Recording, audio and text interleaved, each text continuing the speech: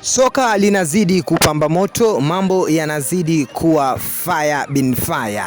Hapa naiongelea klabu ya Wanayanga ambapo gumzo kubwa limeibuka huko kwenye kurasa mbalimbali za michezo mitandaoni, na ukiangalia kwa jinsi ambavyo Wanayanga wanaendelea kuungulumisha ule ukubwa wao pamoja na soka lilokuwa na burudani yake, bado mashabiki wanazidi kuongeza nguvu kuishabikia timu ya Yanga. Lakini nikukumbushe tu kabla sijaendelea katika yale ambayo kocha wa TX Galaxy ameweza kuyafunguka kuhusiana na klabu ya Yanga na ubora ambao wamezidi kuonesha, lakini pia amegusia namna ambavyo vikosi mbalimbali vya Yanga vimeweza kuboreshwa na kuwekwa katika mifumo ya kisoka, kitu ambacho timu nyingi sana zinahitaji kujifunza kupangilia vikosi na kuweza kufomuleti namna pamoja na mifumo sahihi ya kuifanya timu kuweza kusonga mbele. Mimi nikwambie tu jiunge nasi hapa kugusa maandishi mekundu hapo chini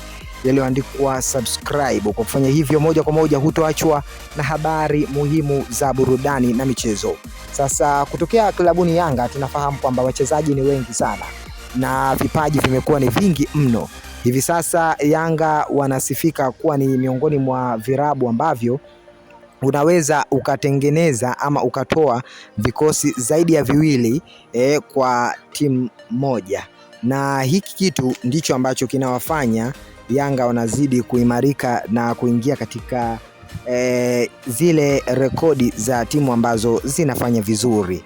Sababu kubwa ni kwamba options zimekuwa ni nyingi. Unajua, sehemu inapokuwa na machaguzi mengi ni rahisi kwa timu kuweza kufanikiwa, kwa sababu kwanza wachezaji wanakuwa na hofu ya kupoteza namba, lakini la pili pia mwalimu anakuwa ana uwanda mpana wa kuweza kurekebisha makosa pale ambapo mapema huwa yanajitokeza wachezaji wakiwa uwanjani. Lakini makubwa mengine zaidi ni kwamba kuna kuwa na nafasi ya wachezaji kuweza kutambuana vyema na mwalimu kuweza kutengeneza fitness kwa wachezaji katika namna za utofauti.